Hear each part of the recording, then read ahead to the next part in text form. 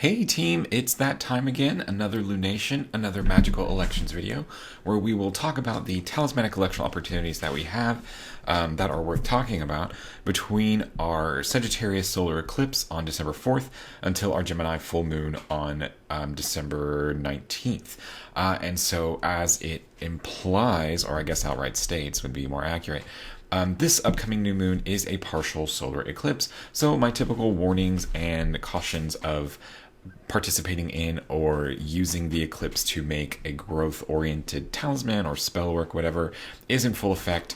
I don't recommend it. It's not worth the problems or the trouble that it brings, and it will often cause more issues than you currently are facing. But if you or someone that you know has decided to make such a talisman, call me and we'll try to get it fixed.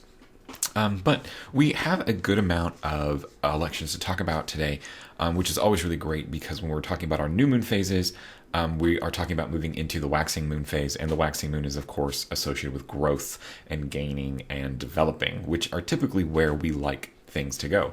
There's a time to let go and to, return with our waning moon, but it's really our waxing moon phase where we want to be able to put a lot of work into to be able to encourage that good, strong, healthy growth in a particular direction in our lives. So that's what we hope to do here. So we're going to take it kind of one at a time, starting with the North American continent's elections. Then we're going to jump to Australia, and then we're going to wrap up with Western Europe. And going really heavily immediately on our theme with growth, our first talismanic opportunity for the North American continent is going to be on December 8th at just after 9:30. This chart here is set for 9:42, and this is going to be an opportunity for a 25th Lunar Mansion talisman.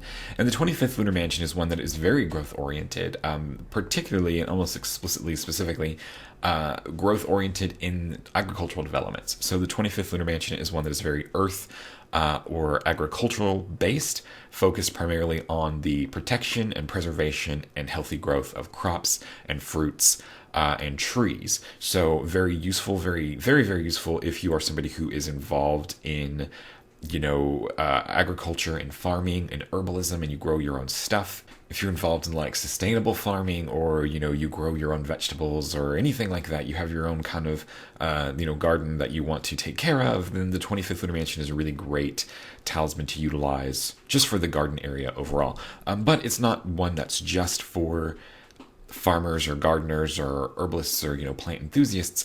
We can also kind of extrapolate from this talisman, or from this mansion, a greater theme of growth in general, especially when it comes to like the growth of wealth, since agriculture and farming was the primary method of income for many people in ancient times. Hello, Bubbles.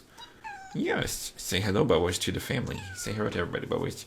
Hi, Bubbles. She's so happy to be here. So because of this connection with farming and livelihood historically, we can kind of extrapolate from that a theme of wealth in the present day. So you don't have to use the 25th Lunar Mansion specifically for the growth and health of plants. You absolutely can.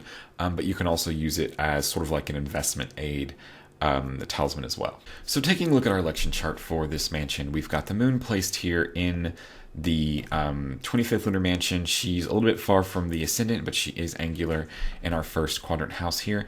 And at the same time, she's applying a very close sextile with the sun. So you'll want to be careful with this chart as you go, like if you're working in like the mountain and the Pacific time zones, to make sure that the moon is still applying a sextile to the sun, because after she finishes that, she'll apply the sextile to Mercury, who is, in detriment and combust to the sun, which is not great. The application to Mercury would probably make it not worth pursuing as a talismanic aid. So just kind of keep that in mind. We want the connection with the sun above all else.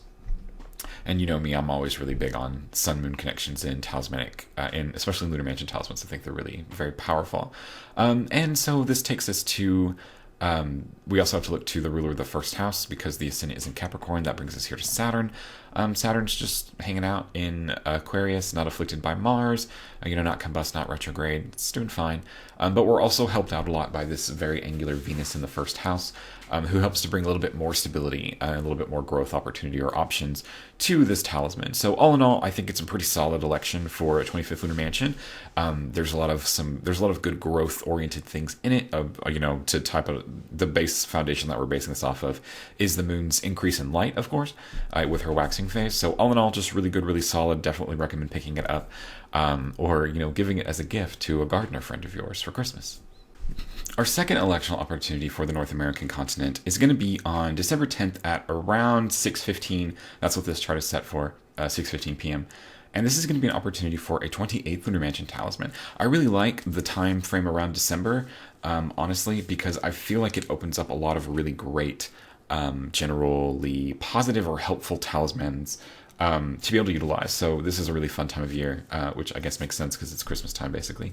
But this is a really fun time of year for me, like as a talisman maker who specializes in like lunar mansions, because this part of the zodiac where the moon will be waxing, kind of the Capricorn to Cancer section of the zodiac, basically, has some really strong, really powerfully functional growth-oriented talismans to take advantage of.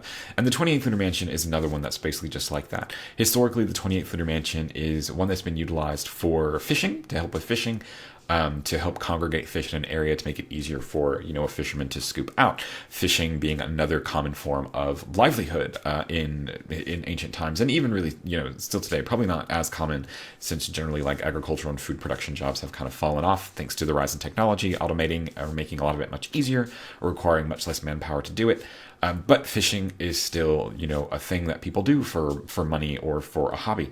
So you can definitely utilize the 28th Lunar Mansion for help in fishing. But again, we connect back to that livelihood and that gathering together sort of themes of the talisman to be able to produce more results from it, or to get more out of it than what's kind of like what it says, like its labeled uses, basically. We're going off label for these. And the 28th Lunar Mansion is similarly tapped into themes of finance or money or making money or gain, but a little bit more focused on like the pulling up of opportunities. So I like to recommend the 28th Lunar Mansion for individuals who need more opportunities to make money.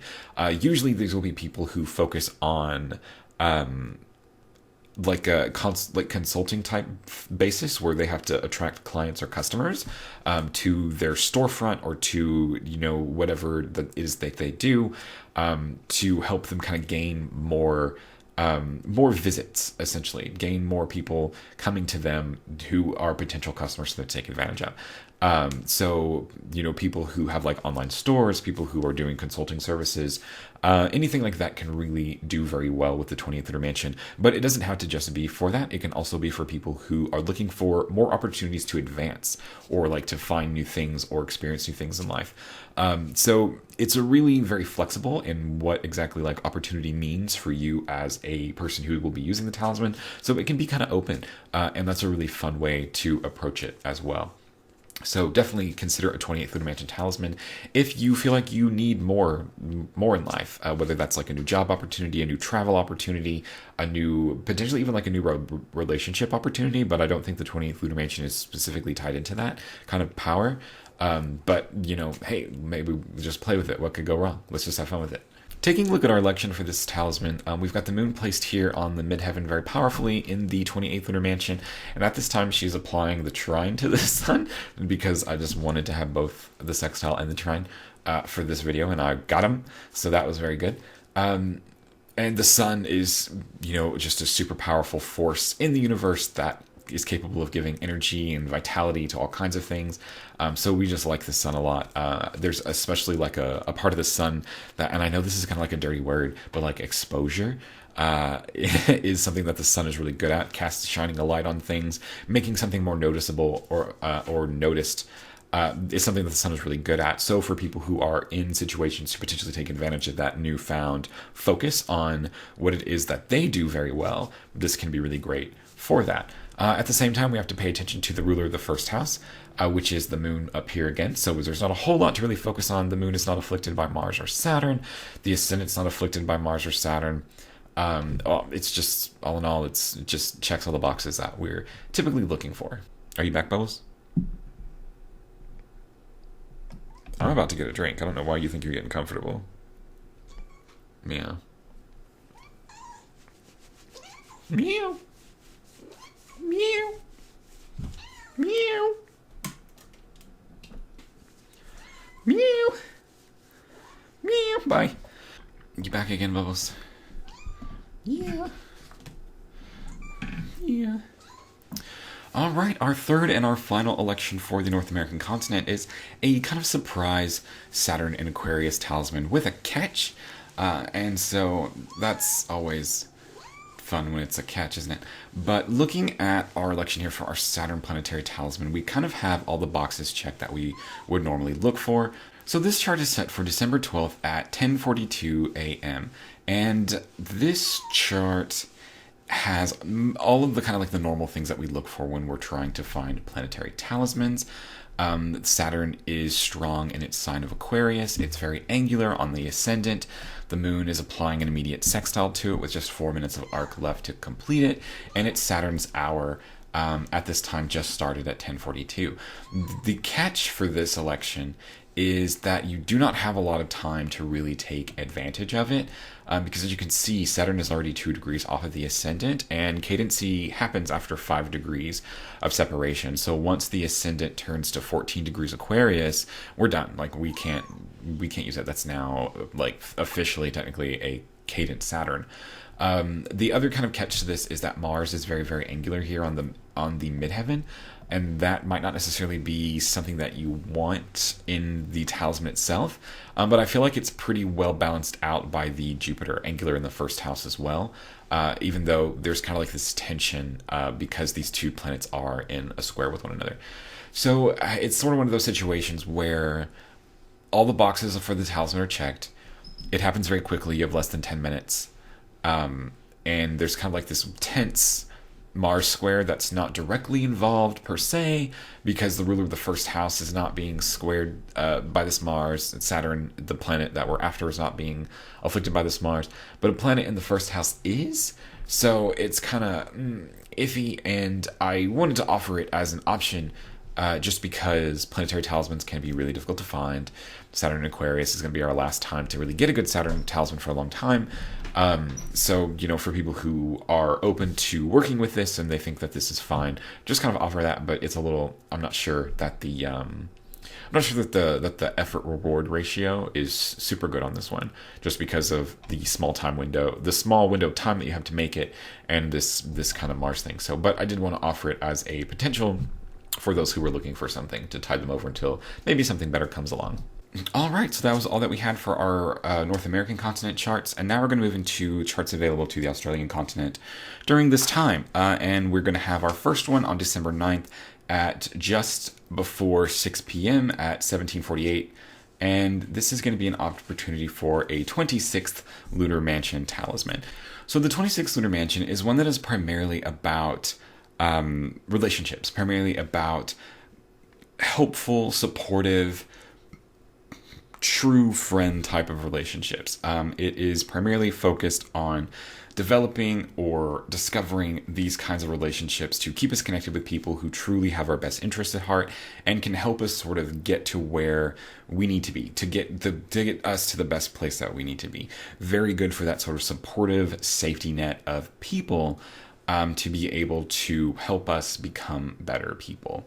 So while typically this talisman is used primarily with like romantic relationships in mind, it doesn't have to be. It can definitely be utilized for friendships, or even to kind of transmute existing relationships that are like maybe familiar relationships into these sorts of better, more helpful, and more supportive relationships as well. So something to keep in mind. You can definitely use it if you are somebody looking for a romantic partner to fulfill this, to be this way, like, to be this for you. That's perfectly acceptable. Like, I'm down for that. You can definitely do that. You can do that to attract more friends into your life who are, helpful and supportive, who are the right people for you, or to kind of help maybe stressed or strained familiar relationships mend to become something better for everybody involved. So taking a look at our election here, we've got the moon placed on the midheaven in the 26th Lunar Mansion, and she's applying the conjunction to Jupiter, a greater benefic who wants to be able to help support and stabilize these kinds of things. The ruler of the first house in this chart is Venus here. In the 9th house, Venus is unafflicted by Mars or Saturn. All in all, the chart is pretty well constructed for this. There are a couple things to note, though, that we have to watch out for. First of them is the Mars square that's happening between all this. So the moon will immediately come to the conjunction of Jupiter, and then after that we'll kind of go to the square of Mars. So she's got this kind of like shield around her right now with the Jupiter conjunction. but it's very possible for sort of the Mars contentiousness and antagonism to come through in a lot of it. So, and especially because Mars rules and is placed in the 7th house in this chart, I would not really recommend using this specific talisman for like the romantic partner part of it. Like, don't try to use this to pull or to find a relationship with somebody who will fit 26th mansion themes, because then we're pulling right into the Mars. But notice that Jupiter rules the 11th house of friendship.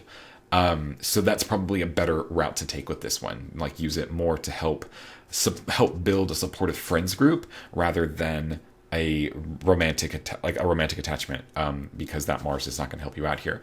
Another thing to be aware of is that we kind of have to like play this safety game with the ascendant degree, which is kind of stuck between the square of Saturn at 9 degrees Taurus, and then the opposition of Mars, which is at 27 degrees Taurus, which gives us like a safety net. I try to keep like 5 degrees between difficult aspects, because that's kind of what I use typically as orbs for the ascendant and the midheaven, things like that. So that leaves us with sort of like a safety space of from 14 degrees Taurus until about 22 degrees Taurus. So that would be kind of the window that you're aiming in for this one. So our second and final electional opportunity for the Australian continent is going to be for December 11th at around 17:53, so just a few minutes before 6 p.m. And this is going to be an option for the 28th Lunar Mansion. The 28th Lunar Mansion is one that is primarily or sort of historically associated with fishing. The idea is you just drop your talisman in some water, fish congregate to that area, and you just like scoop them out with your bare hands. So it's focused primarily on fishing as a livelihood or as a hobby. If that is something that you are involved in, absolutely pick this talisman up to help you with that. If you're not involved with that, you can also use the 28th, or I guess even if you are, I guess it's not necessarily an either or situation. You could use the 28th Lunar Mansion to help secure or gather to you opportunities for you to take advantage of and choose between. Those opportunities should be primarily associated with like livelihood. So it can be opportunities to make sales, opportunities to get clients, opportunities to get customers, or it can also be like opportunities for career advancement if you are working sort of like your more typical 9 to 5 kind of thing. To help you, opportunities to advance you in some way. Our election for this chart is somewhat similar to our election for the 26 Lunar Mansion talisman that we talked about a minute ago, in that we kind of have similar angles and kind of similar things going on to watch out for. Taking a look at this election, we've got Jupiter angular here on the midheaven. That's nice, right? We've got the moon placed here in the 28th Lunar Mansion. She's in the 10th house, a little bit further from the MC than I would normally like her. And at this time, she's applying a sextile to Venus in Capricorn, Venus being a benefic planet who is generally capable of providing or giving opportunities for people to take advantage of, primarily with like wealth, livelihood, and stabilizing their life. You know, all good things that we want. So the reason why the moon has to be less angular, I guess, in this chart, the reason why we can't have the moon on the midheaven is because to do that, we would have to have Gemini rising on the ascendant, and which would make us have Mercury as the ruler of the first house. And Mercury is still kind of afflicted by the sun. So we don't want to bring that into this at all. So we want to stay with the Taurus ascendant, which gives us kind of like the same problems that we talked about last time, trying to fit ourselves between the square of Saturn and the opposition of Mars. So this time, because Mars has moved a little bit, we have a window of roughly from like 14 degrees Taurus to about 23 degrees of Taurus as sort of our safety zone to utilize here. So 17 degrees is sort of right in the middle of it. And that's sort of what you would want to watch out for. You don't want to get sooner than 14 degrees Taurus, and you don't want to get after the 24 degrees or the 23 degrees Taurus cutoff. So 17 is a good middle ground to aim for. So that's all of our elections for the Australian continent. Not a whole lot going on there, just those two. And even those two are sort of dicey just because of the dance that we have to do to keep the ascendant safe from the afflictions of the malefic planets. But, you know, we have to take advantage of what we have available to us.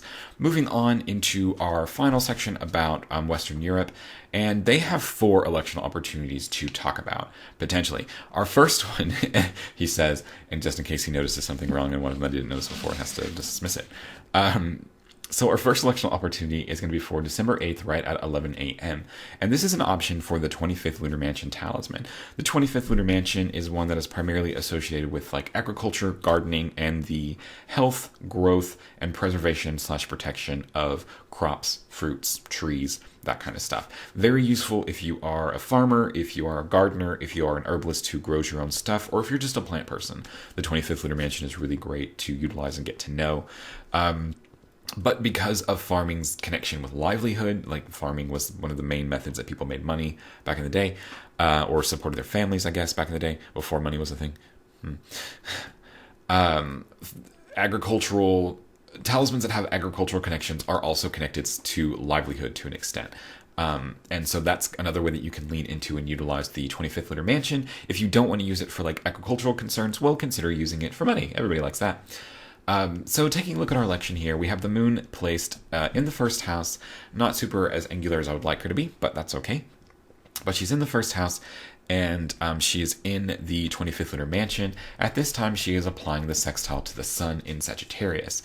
The reason why I wanted to make the moon less angular in this chart, when I definitely did have the option to move the moon and Saturn up towards the ascendant more to get like Aquarius rising. What I really wanted, as you can probably tell, is the Venus conjunction to the ascendant in this chart, for Venus to help kind of stabilize and provide another source of that sort of benefic growth-oriented energy that we already see in the chart already with the moon waxing and applying to the sun, but through the sextile. I really wanted that, especially since we also had the Mars being really kind of close to the midheaven, very angular himself. Venus is a really good kind of remedy or balance to the more aggressive Mars energy on the midheaven here. So I really wanted to dive into that more. Because of the very helpful Venus energy. But there is definitely an option for this if you don't want to deal with either of that. Where if you just want to make, like the moon, and if you want to do like 1153 to have Saturn angular, Saturn as the ruler of the first house still, and the moon angular with the Jupiter in the first house as well. That's totally an option. We're still applying to the sun. Either one is fine. I just liked the Venus a little bit more than this one. But that's definitely your call. You can do that. Our second electional opportunity for the Western European continent and North Africa is going to be on December 11th at 10:48 a.m. And this chart looks very similar, of course, to the chart we just talked about, because I am a one-trick pony, and I'm going to use that trick as much as I possibly can. This is going to be an opportunity for the 28th Lunar Mansion talisman. So whereas the 25th Lunar Mansion had strong connections with like agriculture and plants, the 28th Lunar Mansion has strong connections with fishing and the water. So the 28th Lunar Mansion is primarily utilized for fishing, for aiding fishermen to capture fish. And so if you are involved in fishing or you enjoy fishing as a hobby, definitely, consider that application of it. The very literal applications are always useful. They're always going to be good. But if you're not really involved in that, then you can also use the 28th Lunar Mansion to secure opportunities, about gathering opportunities for you to be able to then, choose from or take advantage of. Very useful for individuals who work in more like sales-based or like client-based or customer-based things, where the 28th Lunar Mansion can help bring customers or clients or sales to you, which is obviously something that everybody could use more of. But it can even be utilized in less sort of like entrepreneurial fields to help try to secure career advancement. So the 20th Lunar Mansion is all around very useful to have in your pocket. Taking a look at our election here, we've got the moon not as angular as I would like for her to be, and honestly, I really don't super like the moon in the second house. But I went ahead and did this anyway, because while the moon is in the 28th Lunar Mansion at this time, she's also applying this sextile to Venus, and Venus is in the first house here, kind of helping to stabilize all of this. Saturn, as the ruler of the first house, is just chilling in Aquarius, no longer afflicted by Mars, not really having to worry about anything there. And so just kind of like all in all, the chart was just like the best that I could do, basically, for this, because I didn't want a situation where Venus was not in the first house to help stabilize it, and the only way that I could make that work was by putting the moon in the second house. And you can do that. You can put the moon in a not ideal house for Lunar Mansion talismans, as long as you have a benefic in the first house.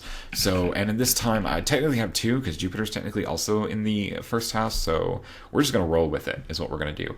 We're still kind of dealing with this really angular Mars, which might kind of complicate things, but Mars is in a sextile with Venus, which isn't very disruptive, so we're just going to go with it. We're just going to say that that's going to be fine, and we're going to, yes, and Bubbles agrees. So we're going to do it. Yeah, she agrees. Also wants me to pet her.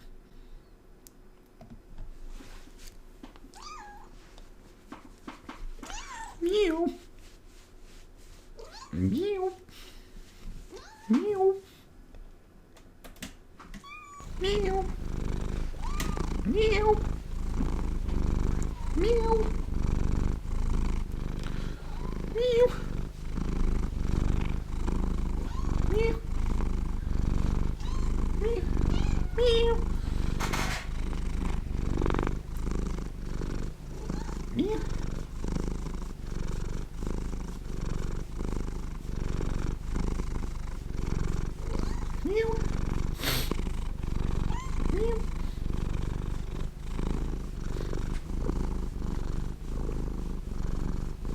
So our third electional opportunity for Western Europe and North Africa is going to be for a first Lunar Mansion talisman, and that takes place on December 12th at just around 7 p.m. This is set for 1904. And the first Lunar Mansion is what you need when your get up and go has gone up and went. The first Lunar Mansion is very useful for that sort of jolt of energy that you need to get you motivated to do things, to do the stuff, to start enterprises, to begin journeys, to go and to start. So if you are having troubles going and starting, I really recommend the first Lunar Mansion to help you to accomplish that. So taking a look at our election chart, we have the moon placed here in the first Lunar Mansion in the 10th house, and she's applying a trine to the sun. The sun here serving as, of course, the font of vital energy in the universe, filling things with motivation and purpose and energy to get up and do things. The sun is very constant, very steady, very reliable, all helpful things to help you get going and to maintain progress. The ruler of the first house in this chart is the moon here, so we don't really have to look to anybody else to make sure everybody's okay, and the moon is unafflicted by Mars or Saturn, everything's fine. All in all, just your pretty standard, non-extraordinary lunar talismanic election. There's not really a lot going on. So, but before we have our first Lunar Mansion talisman on that same day, December 12th at around 11:30, this chart is set for 11:24, we actually have an opportunity for a Saturn planetary talisman, depending on your location and depending on your exact location and sort of the length or the beginning part of the Saturn hour, which happens here for where I have this set at 11:24 a.m. So looking at our election for kind of like your standard Saturn planetary talisman, we have Saturn very angular on the ascendant, also in a sign of domicile. The moon is applying a sextile to Saturn, and it is Saturn's hour just beginning at this time. Saturn is unafflicted by Mars or the sun. There's nothing going terribly wrong here. The moon is similarly unafflicted by Saturn or Mars. She's not square them or afflicting them or anything bad like that. And the Saturn hour for this location, since it's just starting, you have a little bit more time. So I've summoned Saturn in the form of bubbles here, to do things than you did in the North American version, which only had a few minutes to do the stuff. For this location, the Saturn hour begins at 11:24, and then the kind of closing point will be when Saturn moves off of the ascendant, or like when by the time 14 degrees of Aquarius rises, which happened here at like 11:52. So you'll kind of have to play with that a little bit to see when exactly those things happen for your location to make sure everything lines up. But this location here has like a good half-hour window, which is really great for talismanic elections. Like that's the best you could do sometimes. Like that's like the premium quality window there. So hopefully many of you out there will be able to utilize this if you have not already picked up a Saturn talisman before. There's not a whole lot of time left before Saturn moves out of Aquarius. So hopefully some of you will be able to get this configured right for your locations to be able to take advantage of it. But all right, everybody, thank you guys so much for watching. That's all that we have for our talismanic elections for this waxing moon period.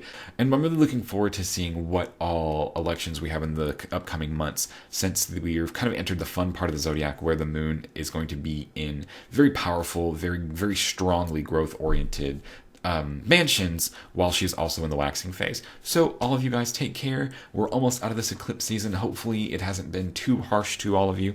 And I will see you guys again on the Gemini Full Moon.